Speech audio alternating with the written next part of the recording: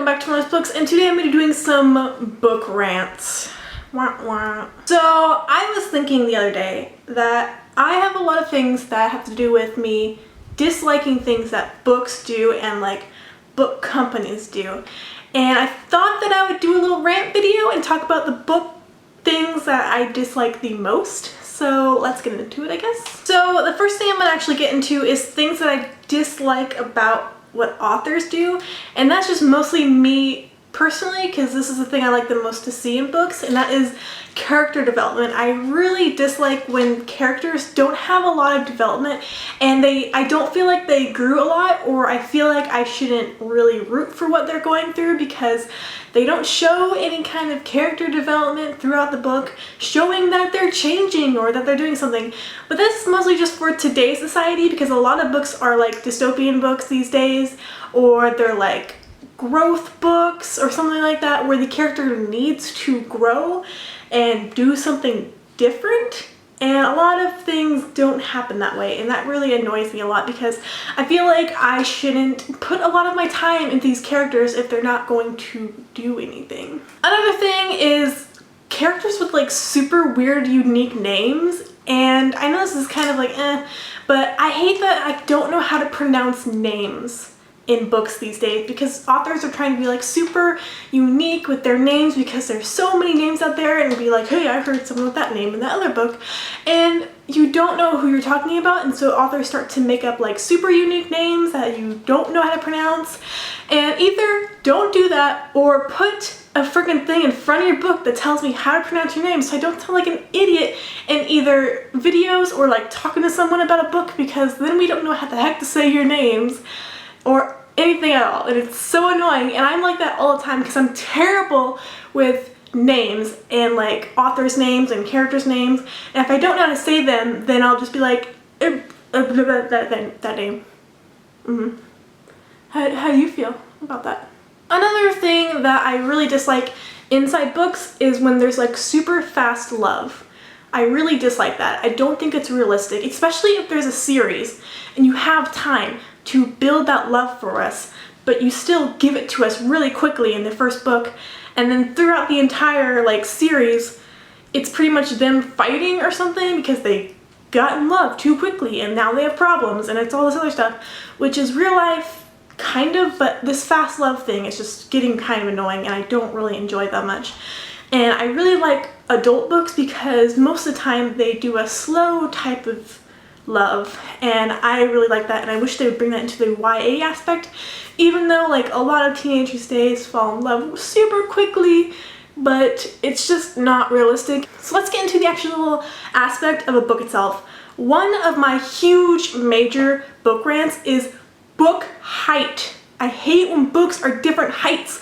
Why can't we just have a uniform height for a paperback and a hardcover? Can't we do that, people? Can't we just say that a hardcover is going to be this specific height and a paperback is going to be this specific height? Because I have a really hard time if I buy a specific type of book where I'm going to put it on my shelf. And I know that's just a freaking weirdo's problem, and most people don't care what their shelves look like, but a lot of book people really do, and I get so annoyed because, I mean, there's tall books and then there's short hardcovers, and then there's like a tall paperback, a medium paperback, a short paperback, and then there's like mass paperbacks, and there's all these different heights for different books, and can we just pick one height? Can we do that, please? Something to do with the aspect of the actual physical book itself is cover changes.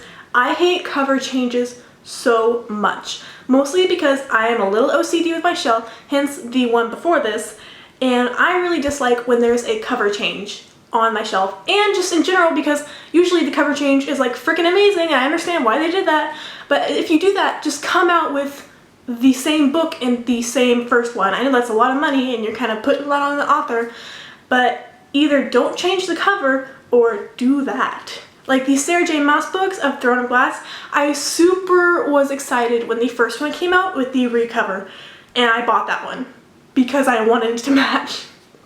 But like, one of the most annoyed with cover changes on BookTube is the Shatter Me trilogy. The Shatter Me trilogy second recovering are beautiful, and the first one is terrible, but most people want to buy the hardcover so they have all the hardcovers, and I have the paperback of Shatter Me, and it's just somewhere else on a different shelf away from the other books on the other shelf because I don't want them to be next to each other. And I know people who recreated the hardcover jackets for Shatter Me, and they look amazing, and I need to do that for some of my books because it just bothers me so much. And yeah, okay.